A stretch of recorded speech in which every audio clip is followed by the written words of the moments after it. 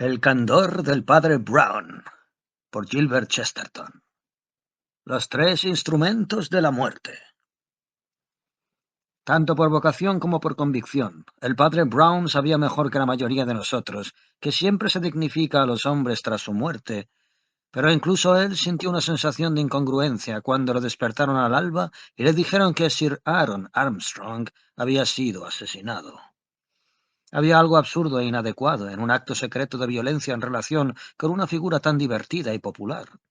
Porque el hecho es que Sir Aaron Armstrong era divertido hasta el punto de resultar cómico y popular, hasta tal extremo que era casi una leyenda. Era como enterarse de que Sonny Jim se había ahorcado o que el señor Pickwick había muerto en Howell. Porque, aunque Sir Aaron era un filántropo y en consecuencia se ocupaba de los aspectos más oscuros de nuestra sociedad, se enorgullecía de hacerlo de la manera más alegre posible. Sus discursos políticos y sociales eran torrentes de anécdotas y de grandes risotadas. Su salud física era espléndida.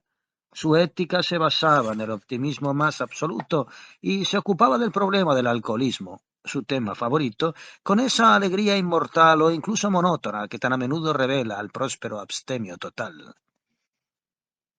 La historia oficial de su conversión era tema frecuente de los estrados y púlpitos más puritanos. ¿Cómo, siendo solo un muchacho, había sido apartado de la teología escocesa para caer en el whisky escocés? ¿Cómo había superado ambas trampas y se había convertido, como él mismo decía modestamente, en lo que era? Sin embargo, cuando aparecían los innumerables banquetes y congresos a los que asistía con su amplia barba blanca, su rostro angelical y sus relucientes anteojos, resultaba difícil creer que alguna vez hubiera sido algo tan enfermizo como un bebedor o un calvinista. Uno tenía la impresión de que era el ser más concienzudamente alegre de todos los nacidos. Había vivido en el barrio rural de Hampstead, en una hermosa casa alta y estrecha, una torre moderna y prosaica. La parte más estrecha de sus estrechas paredes colgaba sobre el empinado y verde bancal del ferrocarril, y los trenes que pasaban sacudían constantemente la casa. Sir Aaron Armstrong, como siempre explicaba bulliciosamente, carecía de nervios. Pero si el tren sobresaltaba a menudo la casa, esa mañana se cambiaron las tornas y fue la casa la que dio un susto al tren. La máquina frenó y se detuvo justo al otro lado del punto donde un ángulo de la casa tropezaba con la pendiente de césped. La detención de la mayor parte de las cosas mecánicas es siempre lenta, pero la causa viviente de ello había sido muy rápida. Un hombre completamente vestido de negro, hasta, según se recordaba, los guantes, que eran también amenazadoramente negros, apareció en la loma por encima de la máquina y agitó sus negras manos con un negro molino de viento. Esto por sí mismo no habría detenido ni siquiera un tren que marchara lentamente, pero el hombre profirió un grito del cual se habló después como de algo completamente antinatural y nuevo. Era uno de esos gritos que se perciben con terrible claridad, aunque no podamos oír qué es lo que se grita. La palabra pronunciada en este caso era asesinato. Pero el maquinista del tren jura que habría parado de todos modos, aunque solo hubiera oído el terrible y firme acento y no la palabra. Una vez detenido el tren, la mirada más superficial podría captar muchos aspectos de la tragedia. El hombre vestido de negro sobre el césped era Magnus, el criado de Sir Aaron Armstrong. El aristócrata optimista se había reído a menudo de los negros guantes de su lúgubre criado, pero nadie se encontraba en disposición de reírse de él en esos momentos. En cuanto uno o dos curiosos saltaron la vía y cruzaron el borde lleno de humo, vieron caído casi en el fondo del bancal el cuerpo de un anciano con un batín amarillo forrado de un brillante color escarlata. Un trozo de cuerda parecía enganchado en su pierna, enredado probablemente en una pelea. Había alguna mancha de sangre, pero poca cosa. Pero el cuerpo estaba doblado o quebrado en una postura imposible para un ser vivo. Era Sir Aaron Armstrong.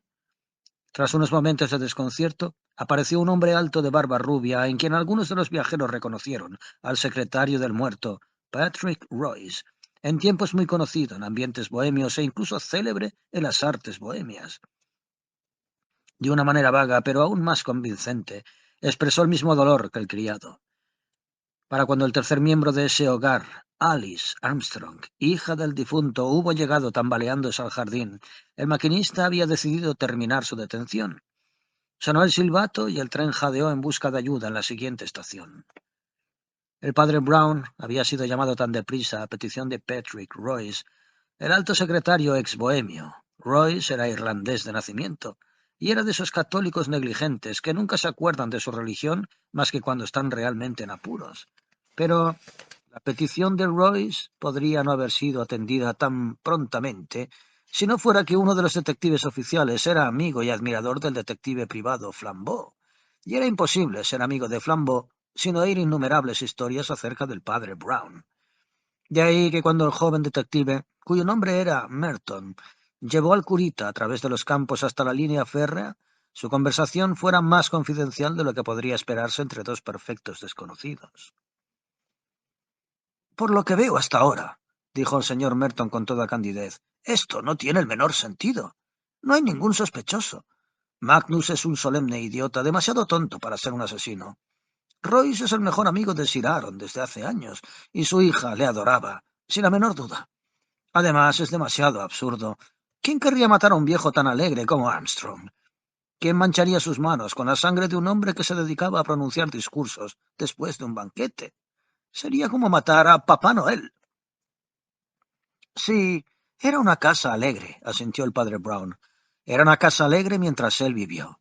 ¿Cree usted que será alegre ahora que está muerto? Merton hizo un gesto de sobresalto y miró a su compañero con ojos despiertos.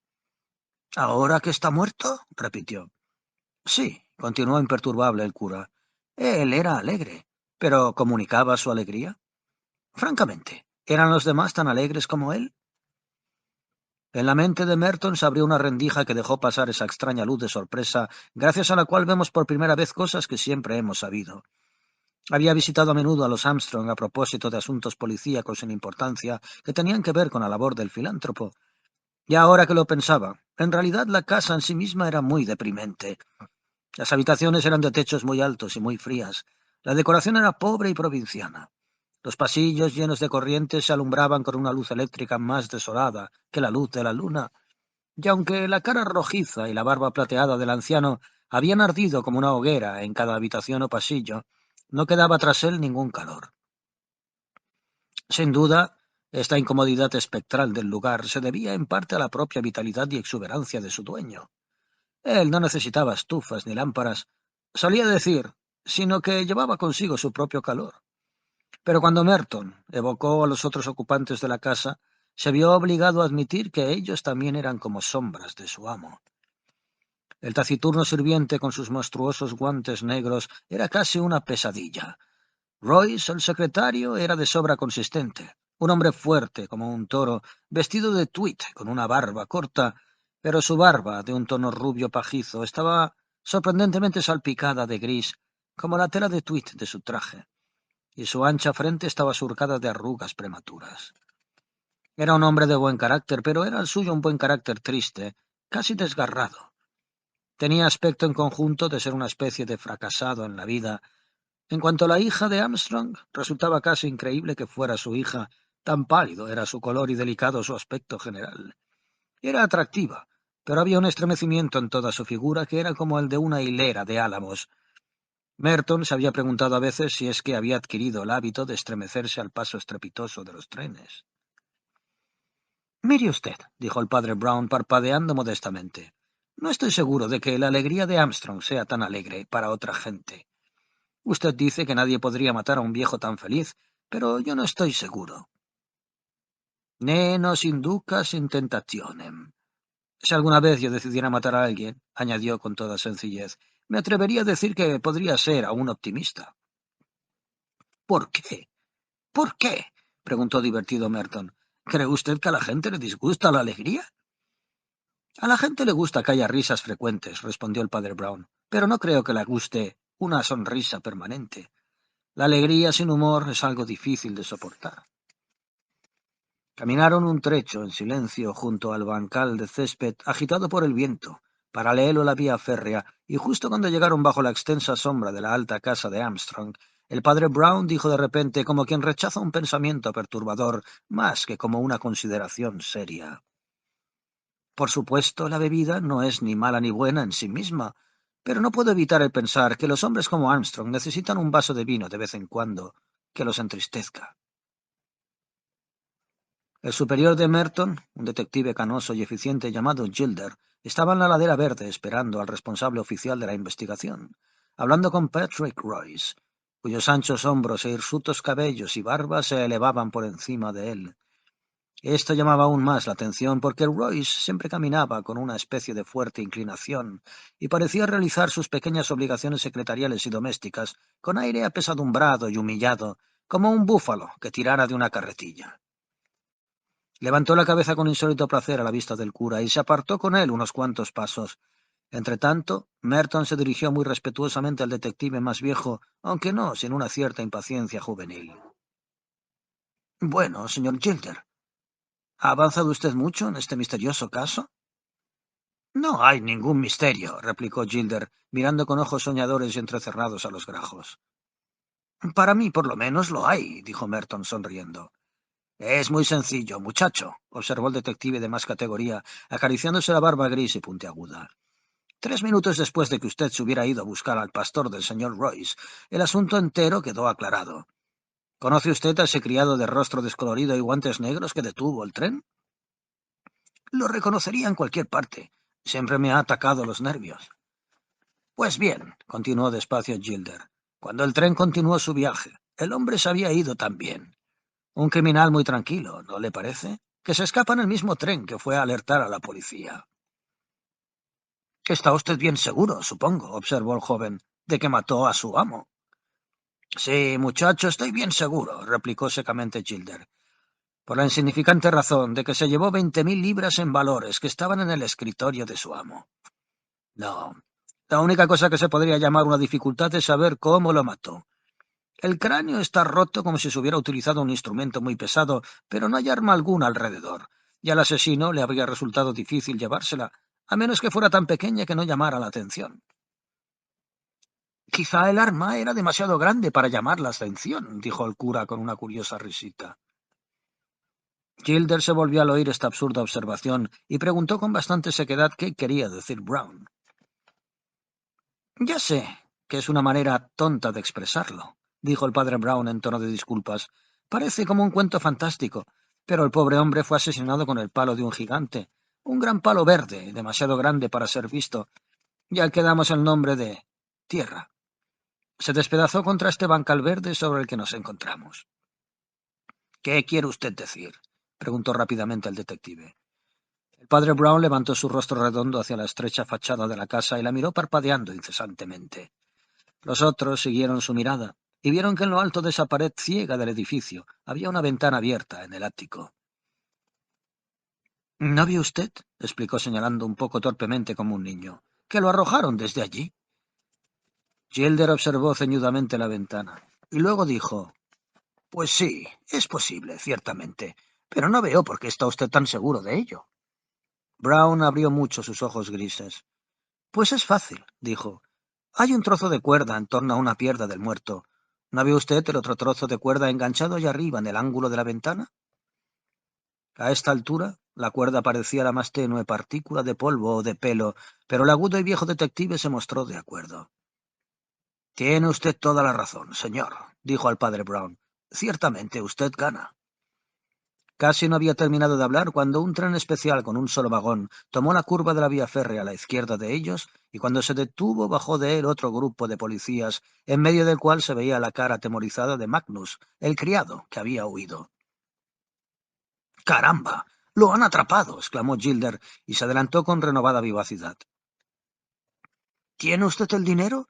Preguntó al primer policía. Este lo miró con una expresión bastante curiosa y dijo: No. Luego añadió: Por lo menos no aquí. ¿Quién es el inspector, por favor? Preguntó el hombre llamado Magnus. Cuando habló, todos comprendieron inmediatamente por qué su voz había detenido un tren. Era un hombre de aspecto insignificante, con pelo negro, liso, rostro incoloro y un vago aire oriental en los ojos, de párpados rasgados y en la línea de la boca. Su origen y su nombre, en efecto, habían quedado en una especie de nebulosa desde que Sir Aaron lo había rescatado de un trabajo de camarero en un restaurante y, según decían algunos, de cosas más infames. Pero su voz era tan vívida como un inexpresivo. y tan inexpresivo era su rostro también. Ya fuera debido a la búsqueda de la precisión en una lengua extranjera, ya por deferencia a su amo, que había estado algo sordo, la voz de Magnus tenía un peculiar tono estridente y penetrante, y todo el grupo dio un salto al oírlo hablar. Siempre supe que esto ocurriría, dijo en voz alta, imperturbable y descarado al mismo tiempo. Mi pobre viejo amo se burlaba de mí porque vestía de negro, pero siempre dije que así estaría preparado para su funeral. E hizo un leve movimiento con sus manos enguantadas de negro. —Sargento —dijo el inspector Gilder mirando airado las negras manos—, ¿no le pone usted las esposas a este individuo? Me parece bastante peligroso. La verdad, señor —dijo el sargento con la misma peculiar mirada de asombro de antes—, no creo que podamos. —¿Qué quiere usted decir? —preguntó el otro en tono cortante—. ¿No le han arrestado ustedes? La delgada boca se estiró en un leve gesto de desprecio y el pitido de un tren que se acercaba parecía hacerse eco extrañamente de la burla. —Lo arrestamos —replicó gravemente el sargento—, justo cuando salía de la comisaría de Highgate, donde había depositado todo el dinero de su amo al cuidado del inspector Robinson. Gilder miró al criado con el mayor asombro. —¿Por qué diablos hizo usted eso? —preguntó a Magnus. —Para ponerlo a salvo del criminal, naturalmente —replicó plácidamente el criado. —Sin duda alguna —dijo Gilder—, el dinero de Sir Aaron podría haber estado a salvo con su propia familia. El final de la frase quedó ahogado en el rugido del tren al pasar vibrando y traqueteando, pero a través del horrible ruido que esa desdichada casa soportaba periódicamente, pudieron oír las palabras de la respuesta de Magnus con la claridad de una campana. —No tengo ninguna razón para confiar en la familia de Sir Aaron. Todos los hombres inmóviles tuvieron la fantasmagórica sensación de que había otra persona presente, y Merton apenas se sorprendió cuando levantó los ojos y vio la pálida cara de la hija de Armstrong por encima del hombro del padre Brown. Era todavía joven y hermosa, de una manera suave, pero su pelo era de un color castaño tan apagado y sin matices, que según la luz que hubiera a veces parecía completamente gris. —Tenga usted cuidado con lo que dice —dijo ásperamente Royce—. Va a asustar usted a la señorita Armstrong. —Eso espero —dijo el hombre con su voz penetrante. La mujer se sobresaltó y todo el mundo se quedó a la expectativa mientras el individuo proseguía. —Estoy bastante acostumbrado a los estremecimientos de la señorita Armstrong. La he visto temblar durante años. Unos decían que temblaba de frío y otros de miedo, pero yo sé que temblaba de odio y de perversa ira, y esta mañana sus sentimientos se han colmado. Habría escapado ya con su amante y todo el dinero si no hubiera sido por mí. Desde que mi pobre amo le prohibió casarse con este sinvergüenza borracho... —Deténgase —dijo finalmente Gilder—. No tenemos por qué oír sus fantasías y sospechas de la familia, a menos que tenga usted pruebas concretas. Sus meras opiniones... —Oh, yo le daré pruebas concretas —le interrumpió Magnus con su acento cortante—. Tendrá usted que llamarme a declarar, señor inspector, y yo tendré que decir la verdad. Y la verdad es esta. Un instante después de que el viejo fuera arrojado sangrando por la ventana, yo entré corriendo en el ático y encontré a su hija desvanecida en el suelo, con una daga roja en la mano. Permítame que la entregue a las autoridades competentes. Sacó del bolsillo del faldón de su levita un cuchillo largo con mango de asta, con una mancha roja en él, y se lo entregó cortésmente al sargento. Luego retrocedió de nuevo, y sus ojos oblicuos casi desaparecieron en su grueso rostro, con un gesto oriental de menosprecio. Merton sintió una revulsión casi física al mirar a ese hombre y dijo al Gilder en voz baja: —¿Usted creería antes a la señorita Armstrong que a él, no? El padre Brown levantó un rostro tan absurdamente freseo que parecía como si se lo acabara de lavar. —Sí —dijo irradiando candor—, pero ¿contradice la señorita Armstrong a este hombre? La joven profirió un extraño gritito de sorpresa. Todos la miraron. Su figura estaba rígida, como paralizada. Solo su rostro, enmarcado por su descolorido pelo castaño, mostraba una viva y pasmosa sorpresa. Se mantenía allí en pie, como alguien a quien han atrapado a lazo y estrangulado. —Este hombre —dijo gravemente el señor Gilder— dice de hecho que se la encontró con un cuchillo en la mano, inconsciente después del asesinato. —Dice la verdad —respondió Alice. Lo siguiente que ocurrió es que Patrick Royce se acercó en dos zancadas al grupo con su enorme cabeza agachada y pronunció estas sorprendentes palabras. —Bueno, si tengo que desaparecer, me daré un gusto primero. Levantó su gigantesco hombro y lanzó un puñetazo de hierro contra el fofo rostro oriental de Magnus, dejándolo tirado en el césped tan aplastado como una estrella de mar. 2 o 3 de los policías sujetaron a Royce, pero a todos los demás les pareció como si toda razón hubiera desaparecido y el universo se estuviera convirtiendo en una loca payasada. «No vuelva usted a hacer eso, señor Royce», dijo autoritariamente Gilder. «Lo arrestaré por asalto». «No, no lo hará usted», respondió el secretario con una voz que sonaba como un gong de hierro. «Me arrestará usted por asesinato». Gilder lanzó una mirada alarmada al hombre, que estaba en el suelo. Pero dado que el ultrajado individuo se estaba ya levantando y secándose un poco de sangre en un rostro sustancialmente indemne, solo dijo secamente: «¿Qué quiere usted decir?» «Es muy cierto, como dice este tipo», explicó Royce, «que la señorita Armstrong se desmayó con un cuchillo en la mano, pero no había cogido el cuchillo para atacar a su padre, sino para defenderlo». «¿Para defenderlo?», replicó gravemente Gilder. «¿De quién?» «De mí», respondió el secretario. Alice lo miró con expresión compleja y desconcertante. Luego dijo en voz baja: «Después de todo, estoy contenta de que sea usted valiente». «Suman ustedes conmigo», dijo Patrick Royce cansadamente, «y les enseñaré todo el maldito asunto». El ático, que era la zona privada del secretario, y bien pequeña para un ermitaño tan voluminoso, mostraba en efecto todos los vestigios de un violento drama. Hacia el centro del piso en el suelo había un revólver grande como si lo hubieran desechado. Más cerca, a la izquierda, había rodado una botella de whisky abierta pero no vacía del todo. El tapete de la mesita estaba caído y pisoteado, y un trozo de cuerda, como el que se había encontrado en el cadáver, había sido arrojado de cualquier manera a través del alféizar de la ventana. Había 2 floreros rotos en la chimenea y uno en la alfombra. «Estaba borracho», dijo Royce, y la sencilla confesión de este hombre prematuramente abatido tenía, por así decir, el patetismo del primer pecado de un bebé. «Todos ustedes están informados sobre mí», continuó roncamente. «Todos saben cómo empezó mi historia, y bien puede acabar igual. Hubo un tiempo en que se me consideraba un hombre inteligente, y podría haber sido también un hombre feliz.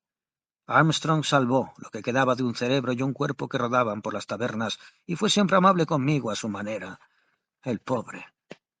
Lo único es que no me dejó casarme con Alice, y todo el mundo dirá que tenía razón de sobra. Bien, pueden ustedes sacar sus propias conclusiones y no querrán que yo entre en detalles. Esa es mi botella de whisky medio vacía. Ese es mi revólver descargado sobre la alfombra. La cuerda que se encontró en el cadáver era mía y desde mi ventana fue arrojado el cadáver. No necesitan ustedes detectives para descubrir mi tragedia. Es bastante corriente en este mundo. Me entrego yo mismo a la horca. Y vive Dios que ya basta». En respuesta a una señal suficientemente delicada, los policías rodearon al gigantón para llevárselo, pero su diplomacia se vio alterada por el notable espectáculo del padre Brown a 4 patas sobre la alfombra de la entrada de la habitación, como si estuviera ocupado en alguna oración muy poco digna en apariencia. Dado que era una persona totalmente insensible a la opinión social que su aspecto podía merecer, permaneció en esa postura, pero levantó su rostro iluminado hacia todos los presentes con lo que parecía un cuadrúpedo con una cómica cabeza humana. «Oigan», dijo bondadosamente, «esto no encaja en absoluto, ¿saben? Al principio dijeron que no habíamos encontrado ningún arma, pero ahora tenemos demasiadas. Tenemos el cuchillo para clavar, y la cuerda para estrangular, y la pistola para disparar, y después de todo, se rompió el cuello cayéndose por una ventana. Eso no sirve. No es económico». Y sacudió la cabeza sobre el suelo como hacen los caballos al pastar. El inspector Gilder había abierto la boca con serias intenciones, pero antes de que pudiera hablar, la grotesca figura que seguía en el suelo prosiguió animadamente. «Además, hay 3 cosas completamente imposibles. Primero, estos agujeros en la alfombra donde cayeron las 6 balas. ¿Por qué habría nadie de disparar a la alfombra? Un borracho apunta a la cabeza de su enemigo, aquello que lo mira riéndose. No se enzarza con sus pies o pone sitio a sus zapatillas. Luego está la cuerda. Y habiendo terminado con la alfombra, el padre Brown levantó las manos y se las metió en los bolsillos, pero continuó tan tranquilo de rodillas. ¿Qué tipo de borrachera podemos concebir en la que un hombre tratara de colocar una cuerda en torno al cuello de otro y finalmente la colocara en torno a la pierna? En cualquier caso, Royce no estaba suficientemente borracho porque si no, ahora estaría dormido como un tronco. Y luego, y eso es lo más evidente de todo, está la botella de whisky. Ustedes sugieren que un alcohólico peleó para hacerse con la botella de whisky y una vez conseguida la dejó rodar a un rincón, derramando la mitad y dejando el resto. Esa es la última cosa que un alcohólico haría. Se puso torpemente en pie y dijo al autoacusado asesino con voz de claro pesar: «Lo lamento muchísimo, mi querido señor, pero su historia es realmente una tontería». «Señor», dijo Alice Armstrong en voz baja al sacerdote, «¿puedo hablar con usted a solas un momento?». Esta petición obligó al comunicativo clérigo a salir al pasillo, y antes de que pudiera abrir la boca en la otra habitación, la muchacha hablaba con extraña precisión. «Es usted un hombre inteligente», dijo, «y está usted tratando de salvar a Patrick, lo sé, pero es inútil. El centro de todo esto es algo muy feo, y cuanto más averigüe usted, más habrá contra el desdichado hombre al que amo». «¿Por qué?», preguntó Brown mirándola firmemente. «Porque», respondió ella con igual firmeza, «yo misma lo vi cometer el crimen». «Ah», dijo Brown inconmovible, «¿y qué hizo él?». «Yo estaba en la habitación de al lado», explicó la joven. «Las dos puertas estaban cerradas, pero de repente oí una voz como nunca había oído en la vida, que rugía: «¡Es el infierno, el infierno, el infierno!», una y otra vez, y luego las dos puertas se estremecieron con la primera explosión del revólver. Este se disparó 3 veces, mas antes de que yo lograra abrir las dos puertas y encontrar la habitación llena de humo. Pero la pistola humeaba en la mano de mi pobre y demente Patrick, y yo vi con mis propios ojos cómo disparaba el último tiro asesino. Luego saltó sobre mi padre, que estaba agarrado al alféizar de la ventana, aterrorizado, y aferrándolo trató de estrangularlo con la cuerda que le lanzó sobre la cabeza, pero que se deslizó por sus hombros en la pelea hasta los pies.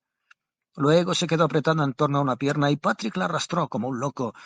Yo cogí un cuchillo de la estera y colocándome entre ambos logré cortar la cuerda antes de desmayarme. «Ya», dijo el padre Brown con la misma fría corrección. «Muchas gracias».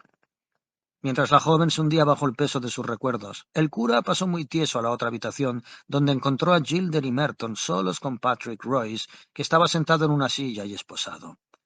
El padre Brown dijo sumisamente al inspector: «¿Podría decir una palabra al prisionero en presencia de usted? ¿Y no podrían quitarle esas absurdas esposas durante unos minutos?». «Es un hombre muy fuerte», dijo Merton en voz baja. «¿Por qué quiere usted que se las quitemos?». «Pues la verdad, pensé», replicó el sacerdote humildemente, «que quizás podría tener el gran honor de estrechar su mano». Ambos detectives se lo quedaron mirando y el padre Brown añadió: «¿No se lo va a contar, señor Royce?».